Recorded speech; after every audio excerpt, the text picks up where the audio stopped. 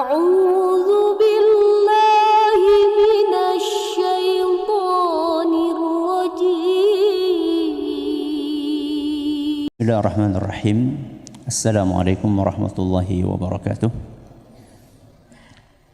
الحمد لله وكفى والصلاة والسلام على رسول المصطفى وعلى آله وصحبه ومن اكتفى. أما بعد.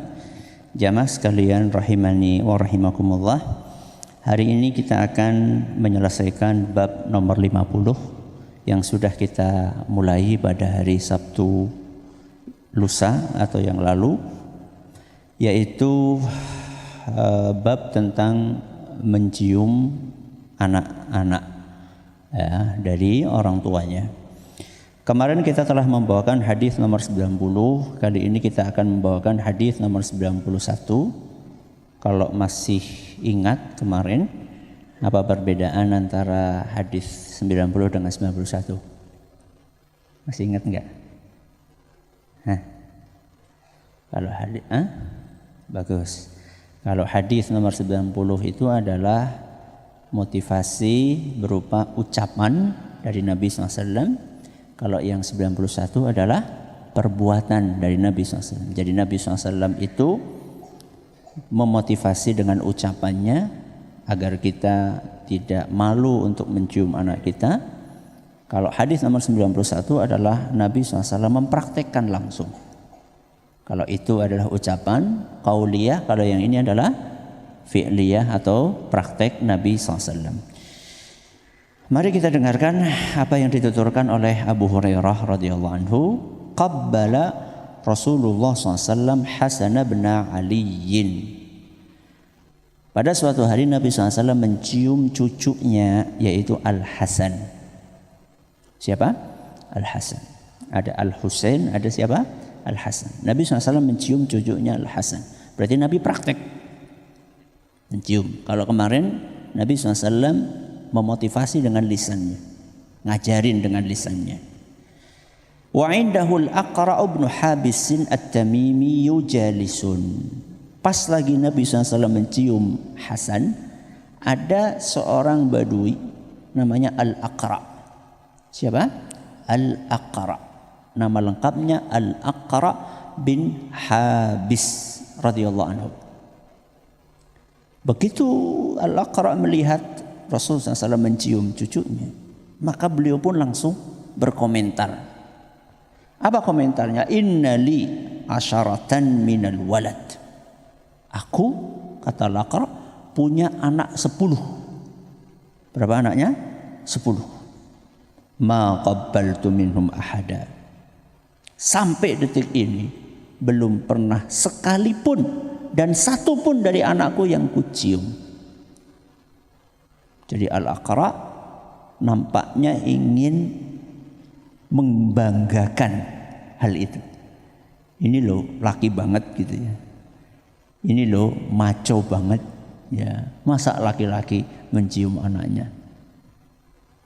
Dan inilah yang berkembang di kalangan orang-orang apa? Badui. Jadi orang-orang Badui itu memang terkenal apa ya? Garing, ya. Apa garing? Ya kasar ya.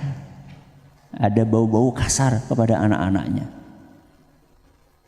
Saya pernah melihat dengan mata kepala sendiri. Saat kalau nggak salah lagi umroh atau lagi apa gitu, melihat ada anak nangis gitu. Mungkin capek ya, karena jalan gitu jauh gitu. Bukannya digendong, bukannya di apa, dicengkeweng malah. Dia dicengkeweng sama bapaknya. Jadi ini tentunya orang-orang yang kurang berpendidikan ya. Makanya tadi kan kebiasaan orang apa? Badui. Kalau Badui itu berarti jauh dari kota. Ya, orang-orang yang minim pendidikannya. Jadi Al-Aqra' itu merasa bangga, saya ini punya 10 anak, sekalipun gak pernah saya cium anak saya. Maka begitu mendengar apa yang dikatakan oleh Al-Aqra', nadhara ilaihi Rasulullah SAW. Maka Nabi SAW ngeliatin siapa tadi? Al-Aqra'. Thumma qala, kemudian Nabi SAW bersabda, man la yarham la yurham. Barang siapa yang tidak mau menyayangi sesamanya, maka dia tidak akan disayang oleh Allah Subhanahu wa ta'ala. Barang siapa tidak mau menyayangi sesamanya, dalam kasus ini adalah bapak menyayangi siapa? Anaknya, ibu menyayangi anaknya, suami menyayangi istrinya, istri menyayangi suaminya. Barang siapa tidak mau melakukan itu, maka dia tidak akan mendapatkan kasih sayang dari Allah Azza wa Jalla. Berarti ini resikonya berat. Ya.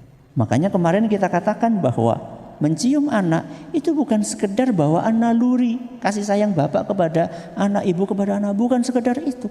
Tapi di dalam agama itu adalah ibadah. Jadi ketika kita mengungkapkan kasih sayang kita kepada anak dengan ciuman, itu berpotensi menghasilkan pahala. Karena itu yang dicontohkan oleh Nabi kita Muhammad Sallallahu Alaihi Wasallam, dan itu salah satu cara agar kita mendapatkan curahan rahmat dan kasih sayang dari Allah Azza wa Jalla. Ketika itu kita enggan lakukan dengan alasan gengsi, dengan alasan malu, dengan alasan saya ini komandan kok, saya ini punya ratusan prajurit kok nyiumi apa? Anak kecil gimana? Nanti wibawa saya akan tercecer kemana-mana. Ini yang seperti ini bisa mengakibatkan dicabutnya kasih sayang Allah Azza wa Jalla kepada orang itu. Masih ingat kemarin apa manfaatnya ketika kita mengekspresikan kasih sayang kita kepada anak? Apa manfaatnya? Masih ingat nggak kemarin? Apa coba? Anak akan semakin merasa dekat dengan siapa? Orang tuanya.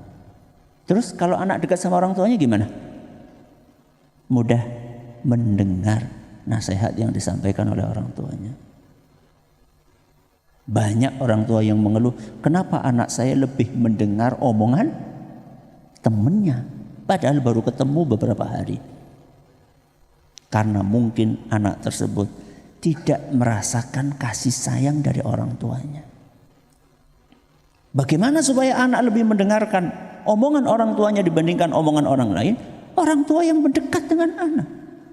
Lawang anak di rumah orang tuanya cuek mainan HP kok.